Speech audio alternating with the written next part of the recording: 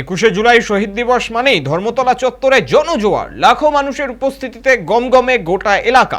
ভিড় শেষে রাস্তা জুড়ে ছড়িয়ে পড়ে নানান বজ্র। তবে সেই বিশাল জঞ্জালের পাহাড় নিমেষে গায়েব। সমাবেশ শেষ হতে না হতেই কার্যত ম্যাজিক দেখালো কলকাতা পুরসভা।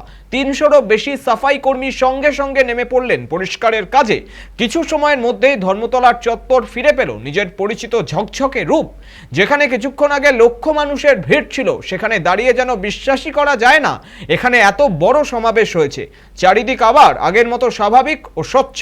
প্রতি বছরের মতো এবারও কলকাতা পুরসভা প্রমাণ করল তারা শুধু প্রস্তুতি নয়, তৎপরও বটে।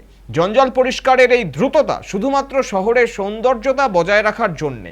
কলকাতার ধর্মতলা এক মুহূর্তে যেভাবে পরিচ্ছন্ন হয়ে উঠল তা নিঃসন্দেহে শহরবাসীর জন্য গর্বের বিষয়। পুরসভার এই উদ্যোগ দেখিয়ে দিল পরিচ্ছন্নতা এখন শুধু কর্তব্য নয়, এক অভ্যাসও বটে।